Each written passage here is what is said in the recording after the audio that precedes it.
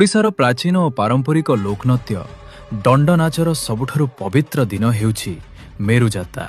ଚୈତ୍ର ମାସର ତପ୍ତ ଖରା ମଧ୍ୟରେ ଯେତେବେଳେ ଆକାଶରୁ ନିଆଁ ବର୍ଷେ, ସେତେବେଳେ ଭକ୍ତ ଓ ଭଗବାନଙ୍କ ମଧ୍ୟରେ ଦେଖିବାକୁ ମିଳେ ଏକ ଅପୂର୍ବ ସମ୍ପର୍କ।